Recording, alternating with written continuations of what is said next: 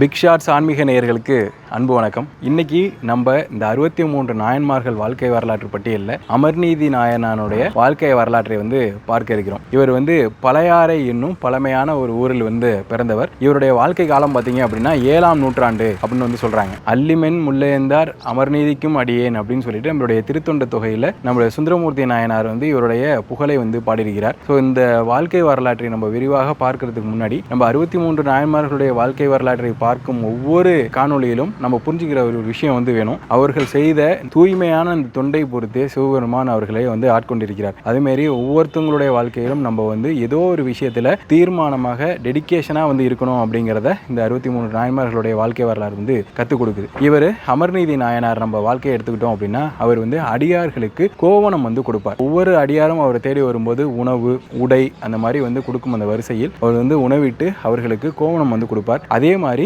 ஒரு சிவனடியார் ஒரு நாள் அமர்நீதி நாயனாருடைய அந்த இல்லத்துக்கு தேடி வரார். நல்ல செல்வந்தராக வாழ்ந்து கொண்டிருக்கக்கூடிய ஒரு சிவபக்தர். இவர் இந்த தொண்டையும் செய்து கொண்டிருக்கிறார். அப்ப இவர் வீட்டுக்கு ஒரு அடியார் வரார். அவர் அடியார் வரும்போது இவர் பெரும் மகிழ்ச்சியோட வாங்க அப்படின்னு சொல்லிட்டு வாங்க நம்ம சாப்பிடுங்க அப்படின்னு சொல்லிட்டு ஃபர்ஸ்ட் உபசரிக்கிறதுக்கு கூப்பிடுறாரு. அப்போது நான் நீராடி விட்டு வரேன் அப்படின்னு சொல்லிட்டு இவர் என்ன பண்றாரு, நீராடுறதுக்காக இந்த அடியார் செல்கிறார். அப்போது நான் நீராடிட்டு வரேன்னு சொல்லும் போதே இவர் கையில இருந்து அந்த தண்டையிலிருந்து ஒரு காய்ந்த கோவணத்தை அவுத்து இதை நீ பத்திரமா வை, நான் குளிச்சுட்டு உடை மாத்திக்கிட்டு நான் சாப்பிட வரேன் அப்படிங்கிற மாதிரி இந்த அடியார்கள் சொல்றார். சரி அப்படின்னு சொல்லிட்டு இவர் இந்த கோவணத்தை பவ்யமாக வாங்கி கொண்டு ஒரு பத்திரமான ஒரு இடத்தில் வைக்கிறார். சிவபெருமானே அந்த அடியார் வேடத்தில் வந்திருக்கிறார். அது அப்போ அமர்நீதி நாயனாருக்கு தெரியல. இப்போ இவர் காவிரிக்கு குளிக்க போறார். இவர் கோவணத்தை பத்திரமாக வைக்கிறார். பத்திரமாக வைத்த அந்த இடத்தில் கோவணம் மறைந்து போகிறது. ஸோ இது அமர்நீதி நாயனாருக்கு தெரியல. நீராடிய அந்த அடியார் திருப்பி குளிச்சுட்டு நேரா என்னுடைய கோவணத்தை கொடு, நான் உடை மாற்றி கொண்டு நான் சாப்பாட்டுக்கு வரேன் அப்படிங்கிற மாதிரி சொல்றாரு.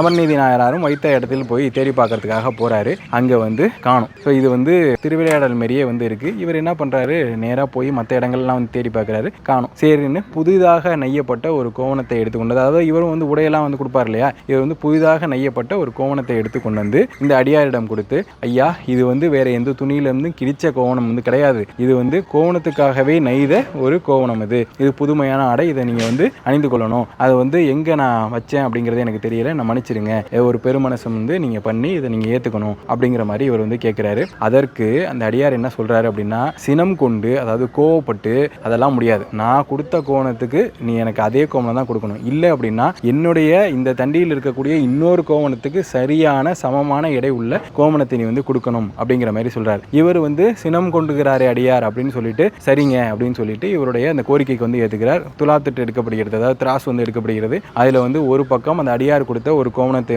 வைக்கிறார். இன்னொரு பக்கம் இவர் புதிதாக நைந்து இவருக்கு கையில் எடுத்து கொண்டு கொடுத்த மாற்று கோவணத்தை வைக்கிறார். அது எடை சரியாக இல்லை. துலாபாரம் நம்ம அடியார் வைத்த கோவணம் சைடு கீழே இறங்கிடுது. அப்ப அதை கண்ட அமர்நீதி நாயனார் என்ன பண்றாரு அப்படின்னா, போய் அவர்கிட்ட இருக்கக்கூடிய எல்லா கோவணங்களையும் எடுத்து இன்னொரு பக்கம் வைக்கிறார். அப்பையும் துலாபாரம் தூக்கல. அடுத்தது இவர் ஈட்டி வைத்திருந்த பொருள், தங்கம், வைரம் எல்லாத்தையும் எடுத்து கொண்டு துலாபாரத்தில் வைக்கிறார். அப்பையும் தூக்கல. தான் பெற்ற பிள்ளைகளையும் தன்னுடைய மனைவியும் அந்த துலாபாரத்தில் வைக்கிறார். அப்பையும் தூக்கல. தானே அந்த துலாபாரத்தில் சேர்ந்து அமர்கிறார். அப்பதான் அந்த துலாபாரம் தூக்கி சரி சமமாகிறது. அப்பயே அமர்நீதி நாயனார் உணர்கிறார், வந்தவர் அடியார் இல்ல, சிவபெருமான். தன்னுடைய அந்த பக்தியை சோதனை பண்ணுவதற்காகவும் பக்தியின் ஆழத்தை தெரிந்து கொள்வதற்காகவும் சிவபெருமான் வந்திருக்கிறார் அப்படிங்கிறதை அமர்நீதி நாயனார் உணர்கிறார். தூக்கப்பட்ட துலாபாரத்துக்கு எதிரே நின்று கொண்டு அந்த அடியார் சிவபெருமானாக காட்சி கொடுத்து நம்ம அமர்நீதி நாயனாரை ஆட்கொள்கிறார். இது ஒரு வாழ்க்கை வரலாறு, அமர்நீதி நாயனாருடைய ஒரு டெடிகேஷனை காட்டக்கூடிய, அதாவது அவருடைய அந்த